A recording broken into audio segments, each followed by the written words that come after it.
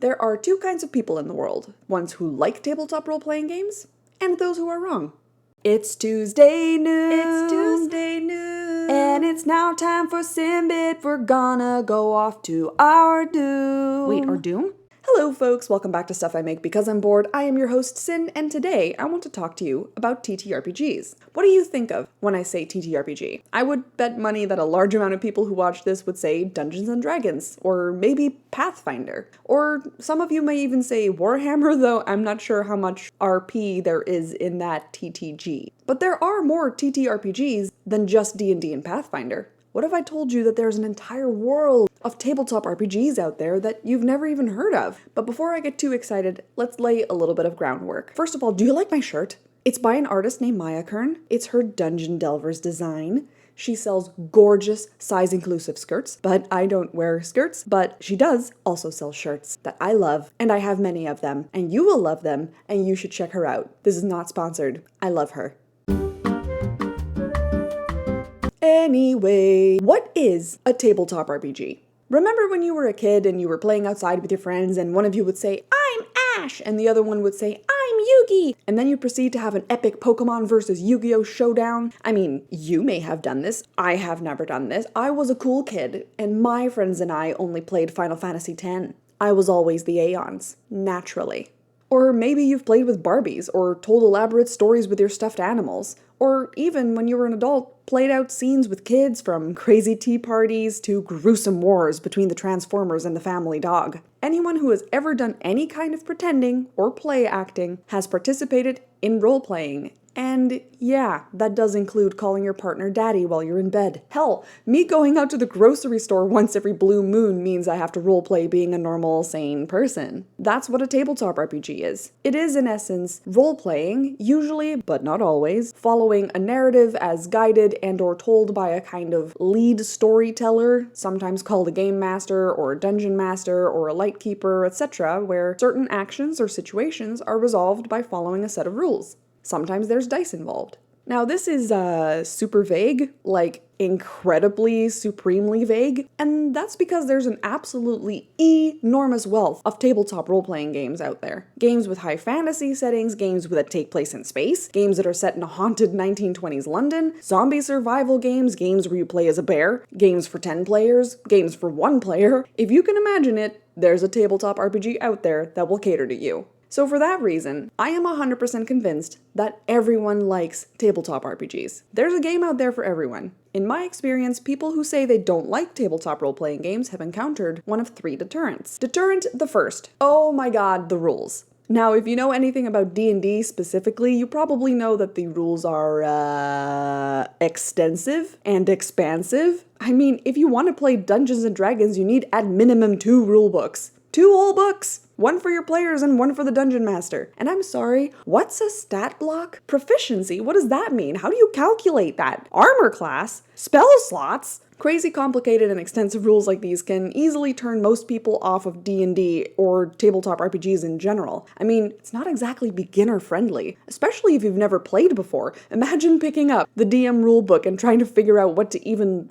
do. Or where to start. Thankfully, most people are introduced to tabletop RPGs in one of 2 ways. Either they come across some kind of media that portrays it, like Stranger Things, the Dungeons & Dragons movie, or other famous actual play shows like Critical Role, or they get introduced by a friend. That's how I heard of them. And really, especially if you want to play something as complicated as D&D, it's much easier to learn how to play when you're playing with somebody who already knows what to do. This creates a very useful buffer between new players and the rulebook, since the person introducing them will generally tell them only the rules that are relevant to them in the moment, and this helps ease new players into the tabletop RPG scene. However, this can lead to the second thing that causes a lot of people to fall out of favor with RPGs. Deterrent the second. Could you please behave? If you're just starting out playing tabletop RPGs, having a bad experience with your first group of players can really sour your experience with tabletop RPGs and turn you off from them for a long time, if not forever. And this is a travesty. Now, personally, I've never had a truly horrible experience playing tabletop RPGs, thankfully, but I have had my fair share of not so great experiences, and some of them were for sure my fault. And boy, oh boy, oh boy, have I read the horror stories online. It is a nightmare out there, especially for female presenting folks. One of my friends who said he didn't like tabletop role-playing games said that his first ever session went approximately like this. You awaken at the side of a lake alone. What do you do? Come on, man, you can do anything. Just pick something, come on. I think I'll be going. And yeah, that doesn't really make for a great first impression, and I completely empathize with how this kind of experience would make my friend think that tabletop role-playing games are the problem. I've had a GM once who would not stop interjecting and talking with our characters as the GM, which really put us off the role-playing part of it, and who also refused to give us anything to do that was part of some kind of narrative. In their defense, they did say that the game was going to be a slow burn, but after 6 months of playing 3-hour sessions every Friday, that's 72 hours. There was still nothing, and I couldn't take it anymore. I ended up quitting. He also couldn't tell any of our voices apart, and it was very annoying because we all sounded very different. And sometimes it's not a bad game master. Sometimes it's bad players. People who are unwilling to go along with the rest of the table, people who pick fights with the game master, or are on purpose mean and cruel to everybody else under the guise of, oh dude, it's just a prank, bro. Oh, sorry, I meant, it's not me, it's just my character, bro. And honestly, I've been the bad player sometimes. I've been the bad game master sometimes too. These things are skills that you develop as you learn. I mean, I played a session once where I was a crotchety old catfolk druid who was a bit abrasive to everybody, and also she was blind, but I played her in a group of people that I didn't know very well, and that made me the asshole at the table, even though I didn't mean to be, and I was genuinely enjoying myself. On the flip side, I've also played a grumpy goblin druid, I really like druids, who was a supreme pain in the neck. Just a total dickhead. But this time, I was playing with my regular crew, who I'd been playing with for like 5 years at that point, and one person in the group wanted to try DMing, so he asked all of us to make, and I quote, a shitty goblin character that he won't care about if they accidentally die. So we all did. Everyone at the table was a shitty, stubborn, pain-in-the-neck goblin, all of whom refused and resisted tooth and nail any and all opportunities for character growth. And we played this campaign for 2 years! And it was great! But the really bad experiences are the kinds of things that make playing co-op games, not necessarily that you have to be cooperating, but just that you all have to be playing the same game together, really not fun. I mean, it's true for any game. Why would you continue playing if the only thing that you're getting is berated, belittled, bemoaned, or bellowed at? League of Legends? But even then, even if you have the perfect table of people, the perfect friend who can succinctly and clearly explain the rules to you, there's still one more deterrent for most people. A session is how long? Now, I've played some Dungeons & Dragons one-shots with my crew, and in theory, they should be like small, contained stories that take one gathering of people to play through. I think the shortest one that we've ever played was 8 hours? I think the longest was more like 24, and the sheer thought of needing to play a game for that long can be the biggest challenge to overcome. How do you even schedule something like that with other people? Especially other adults who have lives and responsibilities. And if you didn't finish the one-shot in one sitting, how long is it gonna be until you can do part 2? Or part 3? And to this, I regret to say, I have absolutely no answer. Nothing can be done. Alas, we must sacrifice an entire season of The Crown's worth of time in order to play tabletop RPGs.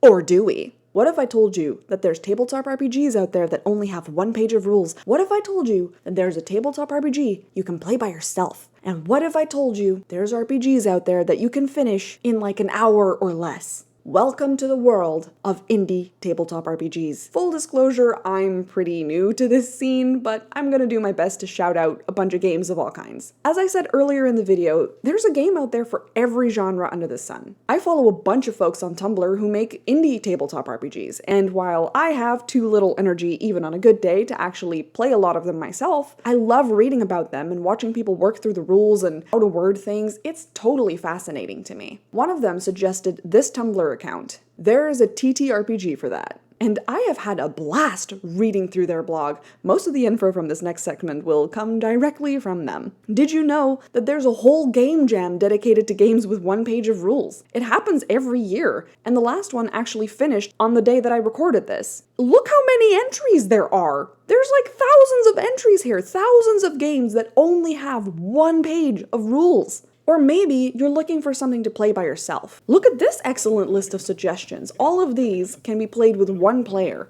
Or how about games that are really fun and quick? What if you only have a couple hours that you're getting together with your friends? Well, here's a bunch of fun and quick games. And some of these take less than an hour to play. There is such a huge wealth of games out there for any kind of player with any kind of setting, any kind of theme or length or play style that suits you. Seriously, if you've got a hunkering for a game, check out There's a TTRPG for that. Now, in conclusion, I think I've done a pretty good job at defending my position of everybody likes tabletop RPGs. I have had some truly magnificent moments while playing, both as a player and as a DM. Once, with the same Goblin campaign, one member of our party died. Again, we were very small and squishy. And my goblin, Wart, was sitting around the campfire and proclaimed to the group, "Guys, I think I'm sick. When I look at Greg's goat, Greg was the guy who died, I think about Log, my alligator, and I think, what if Log died like Greg died? And I feel my chest, it kind of hurts." And after I asserted to my DM to just roll with me and know he didn't secretly poison me and forget, it led to one of very, very few character building moments for our wee little goblin crew. We all cried over the campfire after Greg's death. May he rest in pieces. And another time, I was the dungeon master for one of our signature Christmas campaigns. I'd built a 12-floor dungeon crawling tower, and I told my crew, hey, make level 18 characters and be ready for anything. They had gone through 11 of the floors. One of them had died, for which another player had bargained with the gods to bring him back in exchange for his ability to fly, which was a big deal. He was a Kenku. And there they were, haggard, run down, beat down, almost out of spells, almost out of supplies, and there it was, the final boss, a partridge in a giant sentient pear tree. Can you guess what the rest of my dungeon was themed after? And the archer in the group rolled a natural 20 against the partridge and sniped the birds off of the tree's branches and basically one-hit KO'd the final boss. It was so awesome. And honestly, some sessions will go better than others. Some game styles will be better than others. Some kinds of roleplay are better suited with different groups than they are with other players. And that's life, man. Live a little. Is it nerdy? I mean, yeah, maybe, but hey, at least you're not LARPing, so you can always have that as a failsafe. By the way, if anybody knows of like LARPing groups, I'm open. Hit me up. But that's all I have to say on that. How did you first hear about tabletop role-playing games? Have you ever played one, and which one was it? Do you suffer a lot, as I do, of having a large group of adult friends who all have different schedules and are in different time zones, and so it's basically impossible to wrangle them all together to keep playing the goddamn campaign that you've been working on for like 5 months? Let me know in the comments. Thanks for spending some time with me. If you thought it was time well spent, leave a like. Subscribe if you'd like to see more videos like this one in the future. I post videos every Tuesday at noon Eastern. If you want to hear from me more frequently, and if you'd like sneak peeks into future videos, you can follow me on my social medias. You can find the ats here or in the description. That's all, folks. I'll see you in the next video. Bye! Simbib, stuff I make because I'm bored. I 3D printed and hand painted some figurines for my goblin crew, and to this day, I think this might be one of the most magnificent things I've ever made. Truly my magnum opus. I miss you, Berto. You were the best chief.